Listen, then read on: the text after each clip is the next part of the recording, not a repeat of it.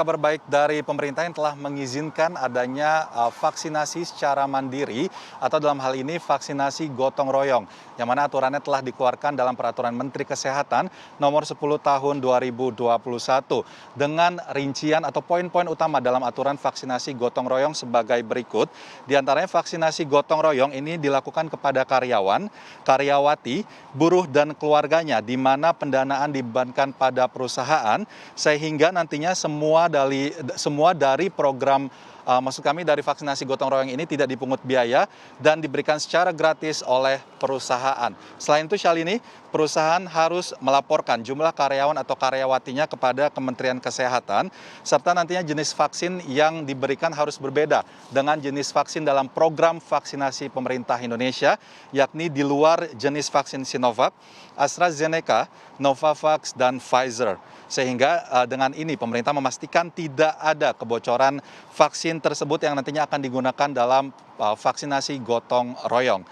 Selain itu, untuk mekanisme pendistribusian akan dilakukan melalui PT Bio Farma dan mekanisme penggunaan juga harus menggunakan izin penggunaan darurat dari Badan Pengawas Obat dan Makanan atau BPOM.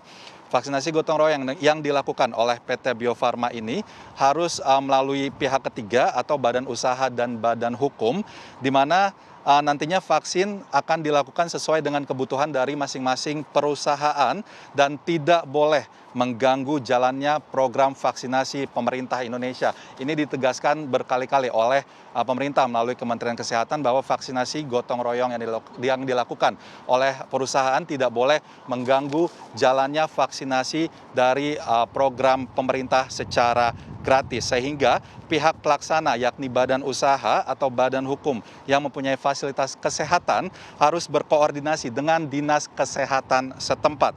Tarif maksimal dari vaksinasi gotong royong ini nantinya ditetapkan lebih lanjut oleh Kementerian Kesehatan dan tidak boleh melebihi harga maksimal dari ketentuan Kementerian Kesehatan. Sementara itu, terkait dengan vaksin apa yang akan diberikan dalam vaksinasi gotong royong ini, PT Bio Farma saat ini tengah melakukan pembicaraan dengan suplai vaksin di luar dari jenis vaksin dalam program vaksinasi pemerintah, yakni pertama kandidatnya ada Sinopharm, di mana saat ini melalui PT Kimia Farma juga telah dilakukan penjajakan.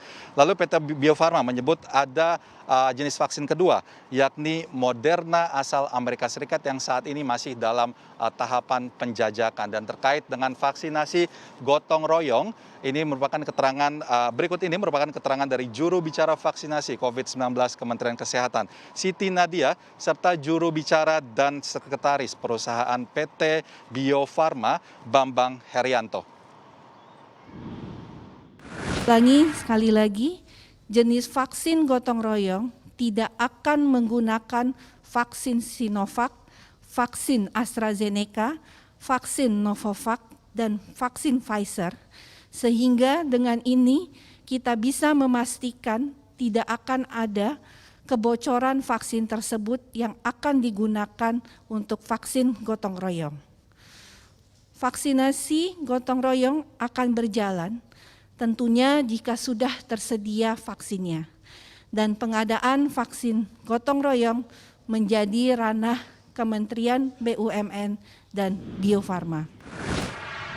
Mulai menjajaki dan melakukan pembicaraan suplai vaksin dengan prinsip harus berbeda dengan vaksin program, yaitu contohnya kami mulai bekerja sama melakukan pembicaraan dengan Sinopharm, ini perusahaan vaksin dari Beijing, Cina, dengan platform teknologi inactivated, ini sama dengan Sinovac. Pengadaan vaksin dari Sinopharm rencananya akan dilakukan oleh anak perusahaan holding farmasi, yaitu PT Kimia Farma Tbk. Kemudian ada juga jenis yang lain, yang kedua, ini kita sedang menjajaki kerjasama dengan Moderna, vaksin dari Amerika Serikat dengan platform mRNA. Tentu kami akan berkoordinasi erat dengan berbagai pihak, terutama Kementerian Kesehatan, untuk menyiapkan agar seluruh program vaksinasi, baik program vaksinasi pemerintah maupun program vaksinasi gotong royong, bisa berjalan lancar dan baik.